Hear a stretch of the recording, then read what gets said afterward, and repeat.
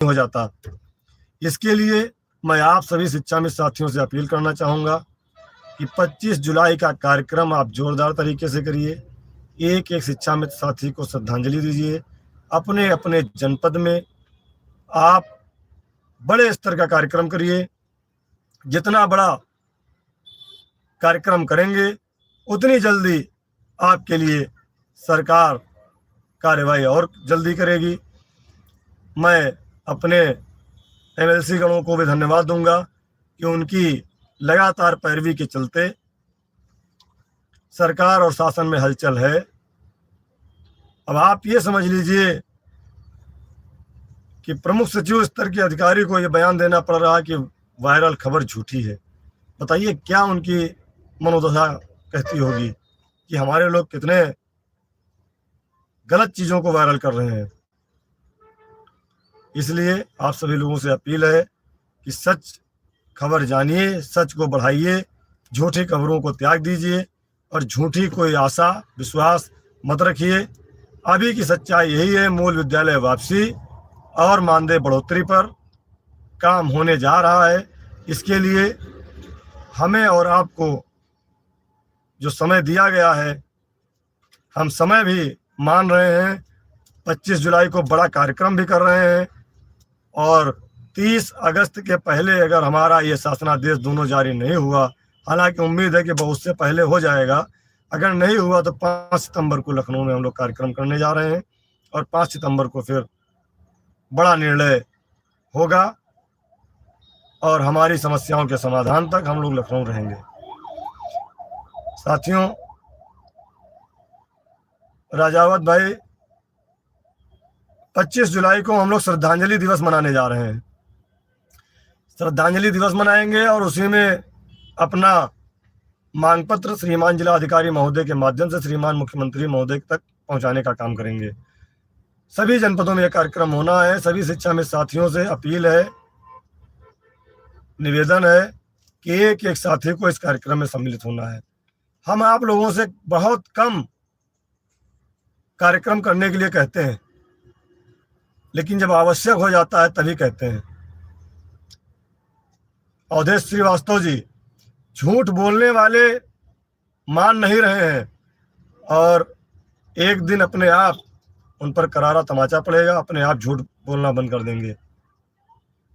इसलिए सच्चाई है, सच्चाई को स्वीकार करिए। हमारा प्रयास स्थायीकरण का है, उसके लिए जितना भी लंबी लड़ाई लड़नी पड़ेगी लड़ेंगे, लेकिन तब तक के लिए जीवन यापन के लिए न्यूनतम महंगाई को देखते हुए हमारा मानदेय वृद्धि हो, अन्य राज्यों की भांति हो, 1000, 2000, 4000 न हो। जिस तरह से अन्य राज्यों में है उस तरह से होना चाहिए। ये हमारी मांग पहले भी थी, आज भी है और आगे भी रहेगी। और मृतक शिक्षा में साथियों के लिए भी हमने उसमें रखा है कि उनके परिवार को किसी न किसी पद पर समायोजित किया जाए, भले ही किसी दूसरे विभाग में किया जाए, और उनको यथोचित आर्थिक सहायता दी जाए। एक ही मांग पत्र है पिंटू प्रजापति जी, प्रदेश के ग्रुप पर सभी जिला अध्यक्ष साथियों को दे दिया गया है। संयुक्त मोर्चा भी हमारे साथ रहेगा। आप लोग अपने अपने जनपद में संयुक्त मोर्चा के पदाधिकारियों से संपर्क कर लीजिए, जिससे वह सभी लोग साथ रहें और हमारी भारी संख्या बल हमको जीत दिलाएगी और हमारे सभी समस्याओं का समाधान जल्दी हो, ईश्वर से प्रार्थना है। लेकिन पुनः आपसे निवेदन है कि झूठी खबरों पर लगाम लगाएं और उन झूठ बोलने वाले लोगों को आप लोग जानते हैं सब कुछ है, उसके बावजूद उनकी खबरों को आगे बढ़ाते हैं, जिससे हमारे साथियों को ठेस पहुंचती है। साथियों, आज भी कई अधिकारियों से मुलाकात हुई है और जल्दी ही। नमस्कार साथियों, वीडियो आप सभी शिक्षा मित्र साथियों के लिए बेहद ही महत्वपूर्ण होने वाली है। दरअसल आज की ये खबर आप सभी के अस्थायीकरण को लेकर व रिसेंट में मिलने वाले मानदेय को लेकर है। दरअसल कब तक मानदेय आपका आने वाला है और मानदेय के साथ साथ अगर हम बात करें अस्थायीकरण की क्या चर्चाएं हैं सरकार में, इन सारी बातों के ऊपर इस वीडियो में चर्चा करेंगे। सभी साथियों से एक रिक्वेस्ट है, वीडियो को आप पूरा देखें। चैनल को अभी तक आपने सब्सक्राइब नहीं किया है, सब्सक्राइब भी कर लें। आप चलते हैं अपडेट पर। इसका रिजल्ट आपको देखने को मिलेगा।